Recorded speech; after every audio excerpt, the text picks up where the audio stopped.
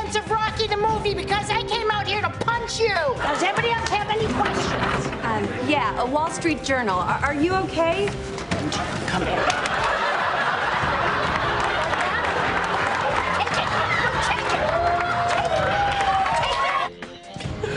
Well, welcome back to Harvard. That was just one of the many times this year where Saturday Night Live skewered this White House. Late night television has done some laughing out loud at President Trump, ranging from his flip-flops to his gaffes to his tweet storms.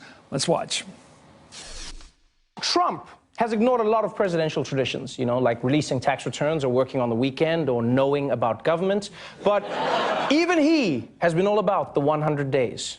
Just think about what we can accomplish in the first 100 days. And none of it is actually gonna get done. As we come down from the dizzying high of Women's History Month, let's appreciate a woman who's blazing trails right now. There's a new sheriff in town. Her name is Ivanka Trump. Wrong. Sheriffs are elected to their jobs. Maybe you were confused by her statement necklace.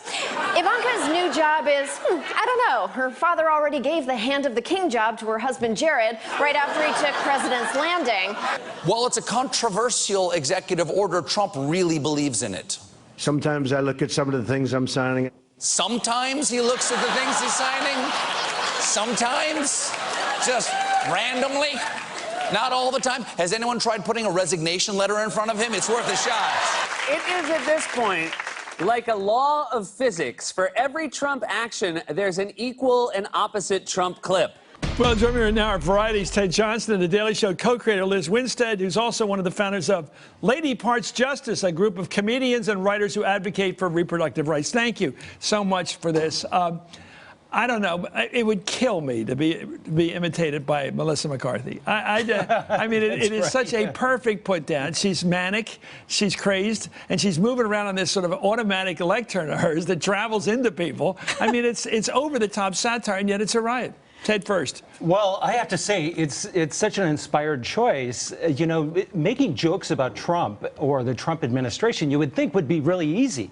But the challenge is actually not to do what everyone else is doing. Because you were saying that when you thought of something, then you'd realize somebody else probably thought of it too, because it's so on the surface. In fact, and it may not even come from other comedians. It comes from a host of websites. Trump says something, and within an hour, you have all these jokes spreading through the internet. So the challenge, especially in late night, is to come up with something that's really unique, that people are really surprised about. And that's why I thought it was, instantly when you had Melissa McCarthy as Sean Spicer, you just saw people talking about it on Twitter. It's exactly what the show wanted. But I sort of love the fact that it's not only Sean Spicer, it's kind of if Sean Spicer starred in The Wizard of Oz and was in Munchkinland, Sean Spicer, with just this added level. That high level voice too. Yeah. And I also really like the fact that with the way that women have looked at how they've been treated by this administration, to have women taking on these roles that's a get even. Right? And knowing that Trump just,